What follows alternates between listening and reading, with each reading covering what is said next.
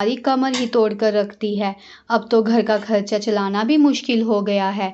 कमाने वाले 2 हैं और खाने वाले 7 हैं।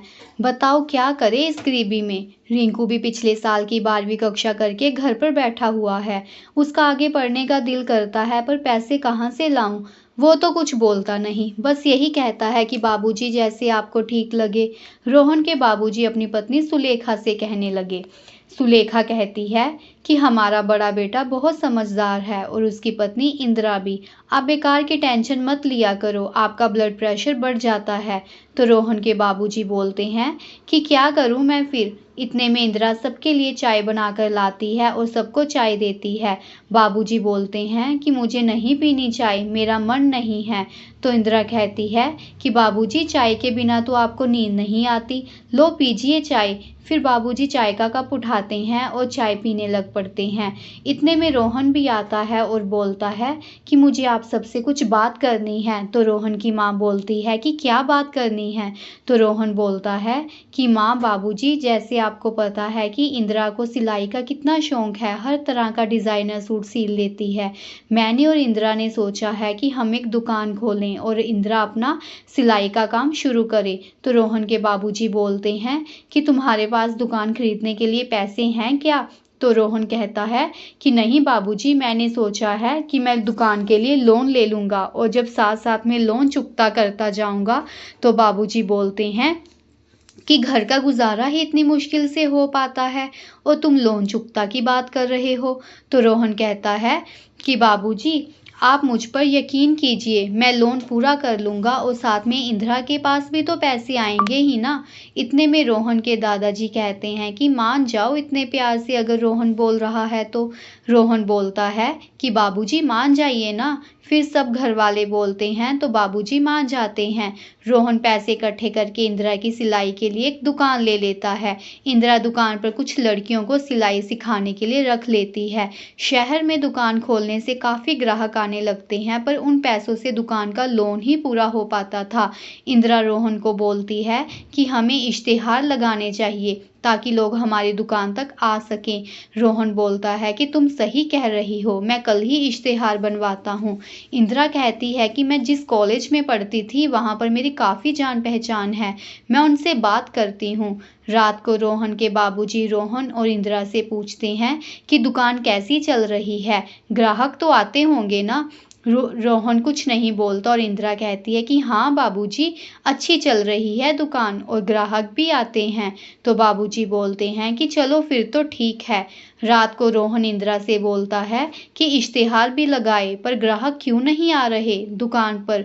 इंदिरा कहती है कि आप टेंशन मत लो, आ जाएंगे धीरे धीरे करके, आप सो जाइए। अगले दिन सुबह सुलेखा कहती है कि इंदिरा, मैंने अपने इधर आस पड़ोस में बात की है कि मेरी बहू ने शहर में सिलाई की दुकान खोली है और बहुत कम दाम पर कपड़े सिलती है और डिज़ाइनर सूट भी बनाती है।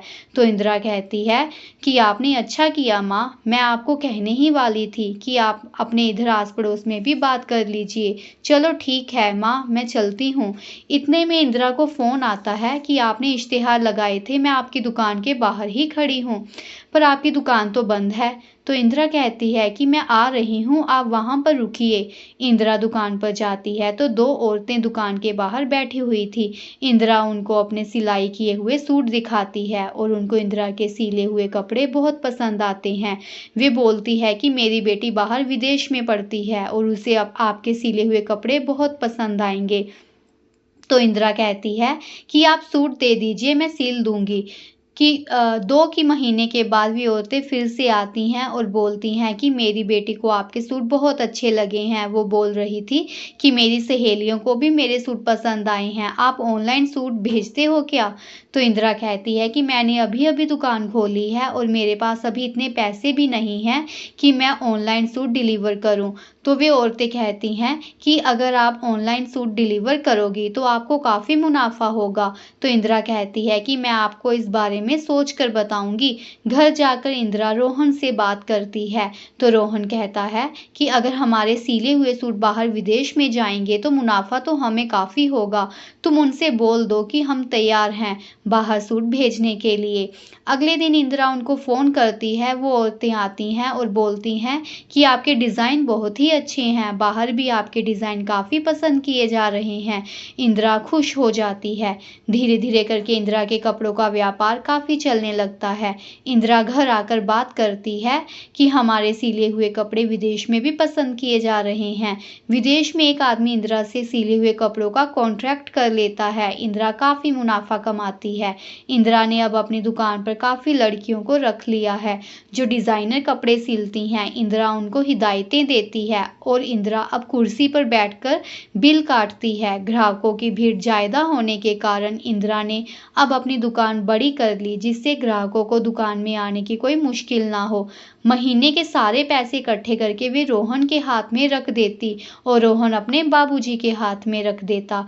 रोहन ने अपने देवर की कॉलेज में एडमिशन करवाई और उसे मोटरसाइकिल लेकर दी ताकि उसे कॉलेज जाने में कोई कठिनाई ना हो, और दादाजी की आंखों का ऑपरेशन भी करवाया।